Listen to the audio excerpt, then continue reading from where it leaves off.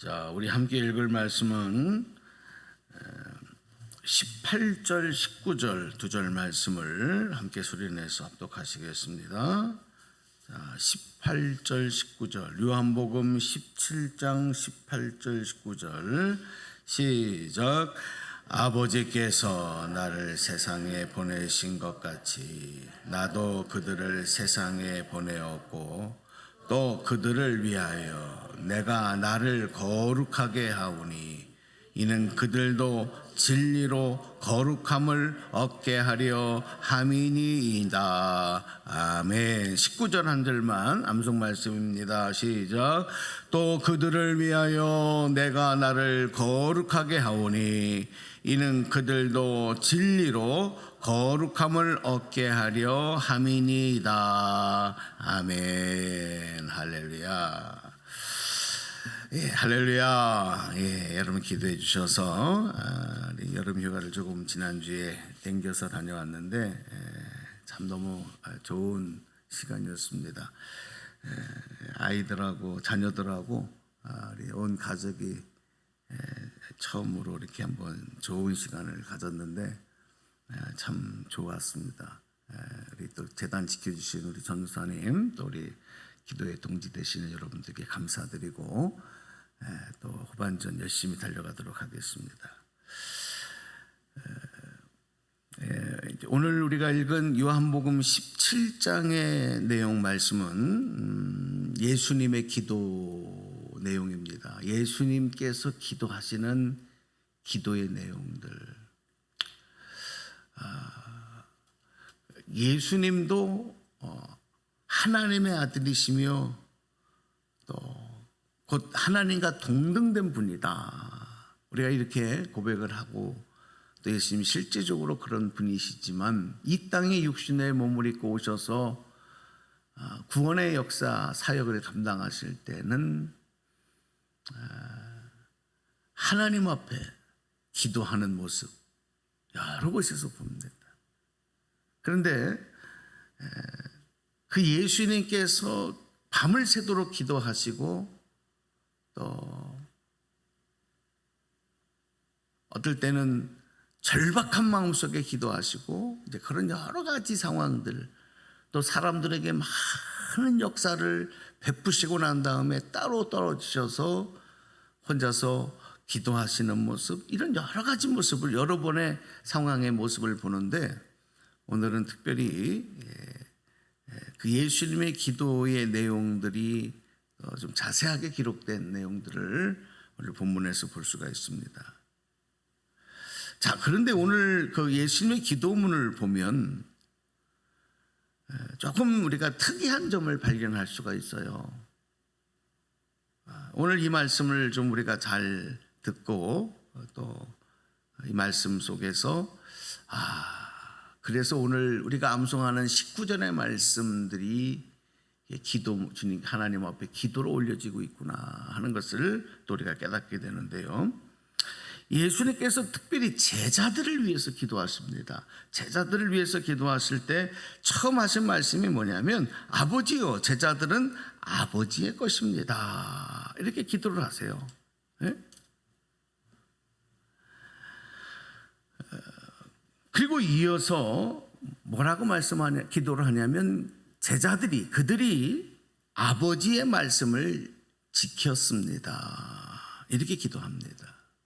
제자들이 아버지의 것입니다. 그들이 아버지의 말씀을 지켰습니다. 이렇게 기도하는 내용이 있어요.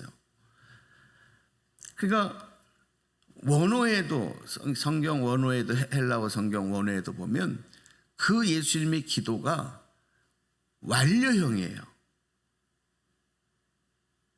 그러니까 앞으로 그렇게 되기를 바랍니다 하는 기도가 아니고 그렇게 되게 해 주십시오라고 하는 그런 기도가 아니고 그들이 이렇게 했습니다. 아버지의 것입니다. 아버지의 말씀을 지켰습니다. 또 7절에 보면 8절에도 보면 제자들이 알았나이다. 완료형이죠. 알게 해 주십시오가 아니라 알았나이다. 8절 말씀에도 보니까 제자들이 믿었사옵나이다. 믿게 해주십시오가 아닙니다.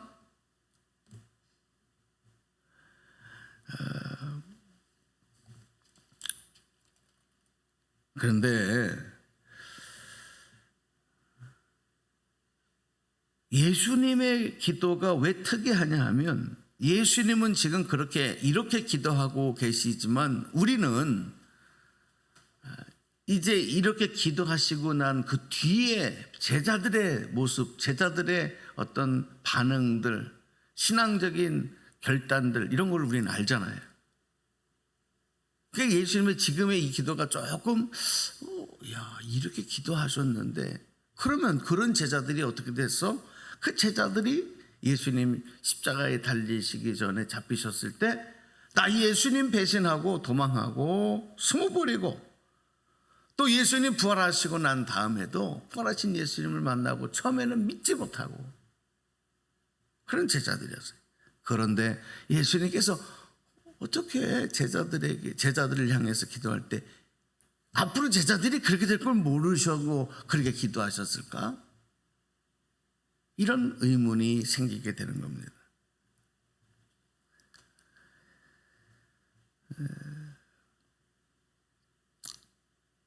우리도 제자들과 비슷해요. 우리들 제자들과 똑같은 사람들이기 때문에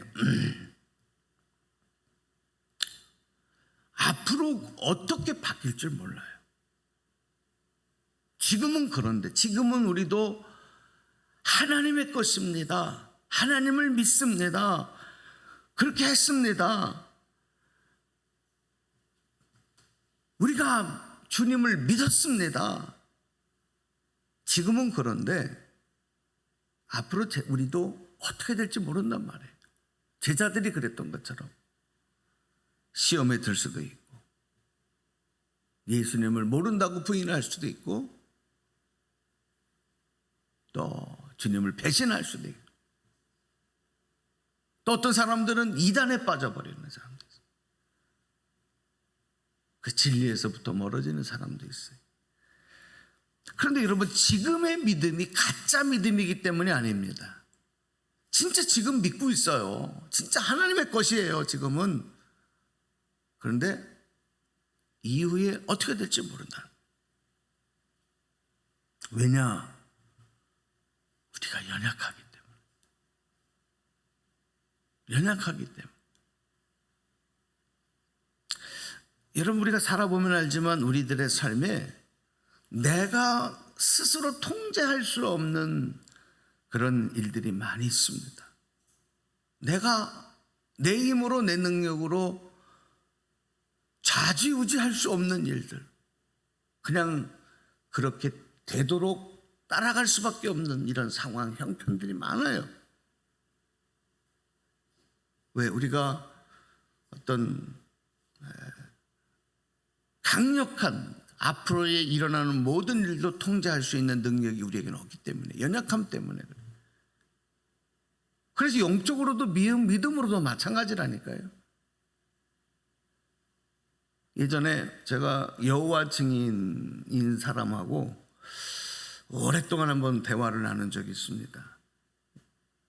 이분이 제가 목사라고 소개를 하니까 자기는 여호와 증인이라고 얘기를 하면서 저한테 자꾸 이렇게 접근을 해요. 목사입니다. 그랬더니 그러세요. 근데 이제 그 자리가 어디였냐면 이제 저 법화산에 등산하러 이제 올라갔다가 잠깐 앉아서 쉬는 사이에 이제 그런 대화들을 나눴어요. 그래서 좀 쉬는 길에 편안하게, 그러면 우리 편안하게 한번 이야기 나누십시다, 이렇게 하고서 이제 연세가 좀 있으셨던 분이 한 70여 세 지나신 분이셨는데 편안한 마음으로 서로 이야기를 나눈 적이 있어요. 근데 그분이 뭐라고 얘기를 하냐면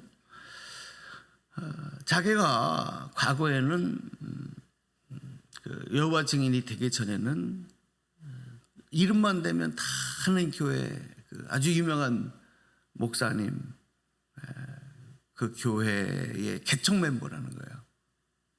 그리고 수십 년 동안을 그 목사님 사역을 위해서 같이 기도하던 그런 성도였다 얘기를 하고, 권사였다 얘기를 해요. 근데 이분이 아주 공부도 인류대학을 나오고 아주 굉장히 뭔가 반듯하게 모든 걸 잘 갖춘 사람입니다. 얘기를 해보니까 그래요. 근데 이 사람이 이제 여호와 증인이 되어버렸어요. 여호와 증인이 되고서도 그냥 여호와 증인이 아니라 똑똑하신 분이니까, 그리고 공부를 또 많이 한 분이고, 또 어떤 생활이나 이런 부분들도 넉넉하게 이제 그런 모든 부분들이 갖춰 있으니까 이분이 여호와 증인 중에서도 굉장히 높은 위치의 지도자적인 역할을 감당한 거예요. 기독교의 역사를 목사보다도 신학 공부한 사람보다 더 많이 꿰고 알고 있어요. 이야기를 나눠보니까 야, 이분이 진짜 공부를 많이 했구나. 그러니까 제가 뭘 얘기를 하려고 하냐면, 기독교의 역사나 기독교 교회의 신학이나 성경의 말씀을 몰랐고 그분이 하나님을 믿지 않았기 때문에 이단에 빠진 것이 아니고, 너무 잘하는 분이었고, 또 여러 가지 상황 속에서도 본인은 그랬다는 거예요. 내가 이렇게 여호와 증인이 될 줄 나도 몰랐다. 근데 자기는 여기에 진리가 지금 있다고 믿는데요. 그래서 이제 그분하고 많은 이야기를 좀 나누면서 나중에는 목사님 저를 위해서 좀 기도해 주세요, 이렇게까지 부탁을 하더라고요. 그래서 기도하면서 다시 진리 안으로 오시기를 기도하겠다고, 소망하겠다고 이제 이렇게 얘기를 나눈 적이 있습니다. 제가 오래전에 만났던 그분을 잠깐 간증하는 이유는, 지금 내가 잘 믿는다고 해서, 지금 내가 하나님의 자녀라고 해서, 내가 지금 말씀을 생명의 양식으로 받고 기도하며 살아간다고 해서 앞으로도 그럴 거다, 이거 장담을 못해요. 제자들은 적어도, 우리가 제자들을 좀 우습게 생각하지만, 왜? 예수님을 모른다 부인하고 그랬던 사람들이기 때문에. 하지만 그들은 적어도 예수님을 따를 때 자기의 가족들, 자기의 재산, 자기의 직업, 이거 다 버리고 예수님 따라가는 사람들. 오늘 우리가 그렇게 예수님 따라가고 있어요? 벌써 제자들에게 밀리잖아요. 3년 동안 예수님과 동고동락한 사람들이에요. 예수님을 직접 보고 예수님 말씀을 들으면서 가르침을 받은 사람들이에요. 그랬던 사람들도 어떤 결정적인 사건이 오니까 그 연약함이 그들을 지배하지 않습니다. 예수님은 그래서 이런 제자들의 모습을 하나님 앞에 기도하면서 간절하게 기도하셔요.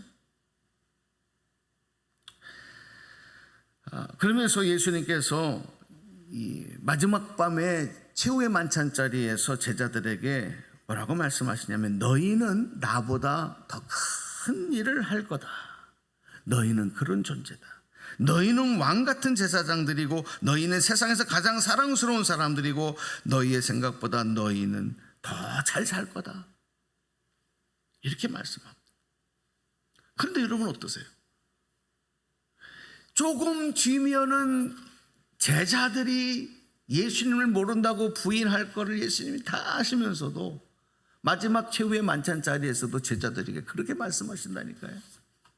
앞으로 제자들이 잘못될 것을, 부인할 것을 예수님이 모르시기 때문에 그랬을까요? 이렇게 기도하셨을까요? 이렇게 선포하셨을까요? 오늘 예수님의 기도를 보면 저는 그렇게 이 말씀을 받아들여요. 정말 예수님은 그렇게 되기를 바라시고 소망하시고 또 그렇게 될 줄로 믿고 하나님 앞에 지금 기도하고 있구나. 설령 중간에 뭔가가 좀 잘못되고 삐그덕거리고 넘어지고 비틀거리는 모습이 있을지라도 결국에는 승리할 줄로 믿고, 그리고 제자들도 그렇게 될 것을 아시고 기도하신 거죠. 사랑하는 여러분, 그것은 바로 그들 안에 예수님이 계시고 예수님이 그들 안에 있을 때에 바로 주님과 하나됨을 이룰 때 이루어지는 놀라운 역사이며 또 열매가 되는 겁니다.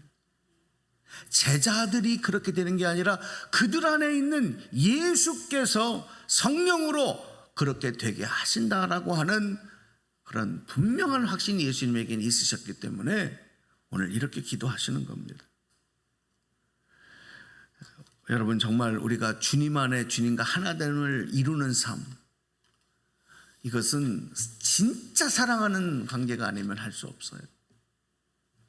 우리가 연인들끼리 서로 만약에 연애를 할 때도 나는 내 안에 네가 있다, 네 안에 내가 있다, 만약에 이렇게 얘기하는 표현은 진짜 사랑할 때 우리가 하나다, 둘이지만 하나다라고 하는 고백에서만 나올 수 있는 얘기거든요.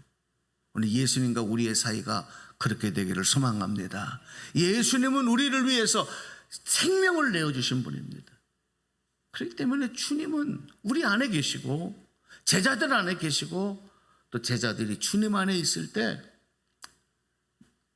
우리의 연약함도 결국은 승리로 장식될 것을 주님은 아셨습니다. 그래서 우리가 예수님을 잘 믿기 때문에, 우리가 이렇게 노력하기 때문이 아니라 주님의 사랑이, 주님의 생명이, 주님의 능력이 우리 안에 있기 때문에 우리는 결국 승리할 수 있다라고 하는 것입니다. 자, 이런 말씀을 우리가 마음에 먼저 새기면서 오늘 19절 말씀을 다시 한번 읽고 기도하도록 하겠습니다. 자, 19절 우리 암송 말씀을 시작. 또 그들을 위하여 내가 나를 거룩하게 하오니 이는 그들도 진리로 거룩함을 얻게 하려 함이니이다. 아멘. 그렇습니다. 그래서 제자들은 예수님의 작품이고 예수님의 열매입니다. 오늘 우리들도 예수님의 작품이며 열매입니다. 예수 안에 있을 때 예수님의 그 거룩하심이 우리 안에 이루어지고 또 예수님의 그 구원의 역사와 승리가 우리 안에 성취되고 열매를 맺힌다.